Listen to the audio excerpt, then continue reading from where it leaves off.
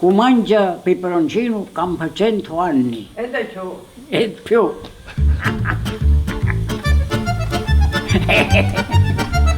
Con i suoi 93 anni di giovinezza, nonno John è convinto. È nato in Calabria, dove si mangia semplice, ma anche sano e saporito. Rovina bene, Coca-Cola rovina lo stomaco. Siamo in una delle zone più longeve del pianeta. Qui la gente comune mangia da secoli soprattutto legumi e verdure che condisce con il... E i peperoncini.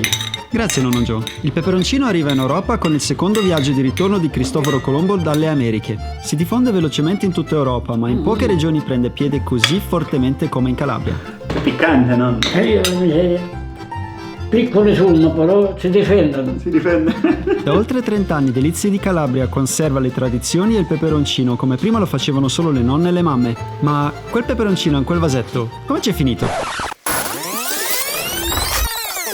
Le colline argillose e sabbiose del Catanzarese offrono il terreno perfetto per la coltivazione del peperoncino. Grazie alla diligenza e alle mani esperte di tanti piccoli coltivatori locali, Delizie di Calabria utilizza peperoncino della migliore qualità bio praticamente tutto a chilometro zero. Il peperoncino è una pianta rustica ma anche delicata che vuole la giusta quantità d'acqua.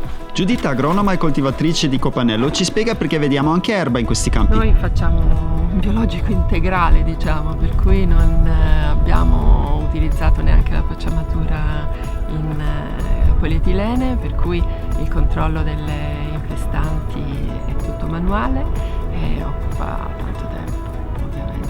Anche Gianluca, Celia Marina, coltiva peperoncino bio per fornirlo poi a Delizie di Calabria. Questa è una varietà di peperoncino detta Mando, una varietà molto conosciuta, un ibrido.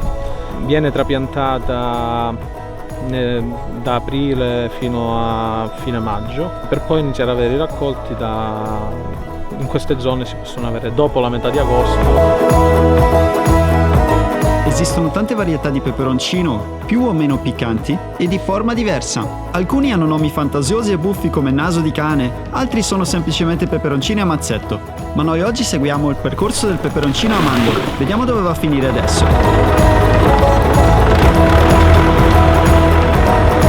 Sia Giuditta che Gianluca forniscono il peperoncino a Delizie di Calabria già depicciolato. Questo significa che altre abili mani staccano la parte non commestibile del peperoncino e scartano i frutti che non sono buoni. Togliamo il picciolo qua, i peperoncini e dopo mandarlo dove lo realizzano o pepe piccantino. Il peperoncino arriva finalmente in Delizie di Calabria, ma non tutti i coltivatori depicciolano.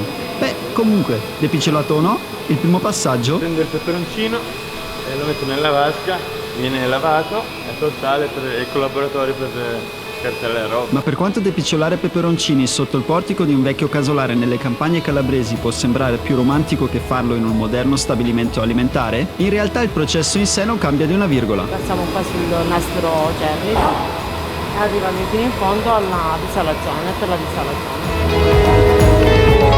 Pulita e lavata a dovere, il peperoncino passa alle prossime fasi di lavorazioni, come ci spiega Raffaele, il direttore della produzione. Dopo questa fase del lavaggio, il peperoncino viene trasferito, sbollentato e passiamo alla fase successiva.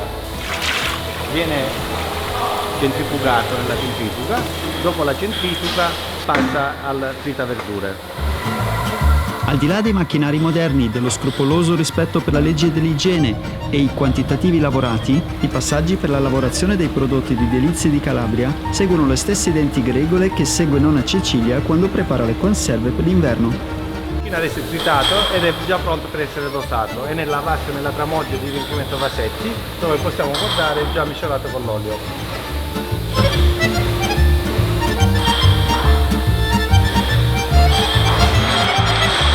Il peperoncino da qui viene messo nel suo vasetto per poi essere pesato e controllato al metal detector. Il vasetto viene poi tappato creando il sottovuoto prima di passare alla pastorizzazione, proprio come lo fa nonna Cecilia con la bollitura. Come se tutto questo non bastasse, il vasetto viene sottoposto ancora ad un ultimo lavaggio prima di andare all'etichettatura e poi al confezionamento. Questo è il percorso che il peperoncino calabrese fa per arrivare dal campo fino al vasetto, per poi andare da qui sui tavoli di tutto il mondo. Se vi è piaciuto questo video metteteci un like, lasciate un commento e condividetelo con i vostri amici. Concludiamo con un saluto speciale dal signor Scalise, il fondatore di Delizie di Calabria. Questo è il percorso del peperoncino Delizie di Calabria che fa dei campi dell'intera regione Calabria fino a finire sulle vostre tavole. Grazie e a presto.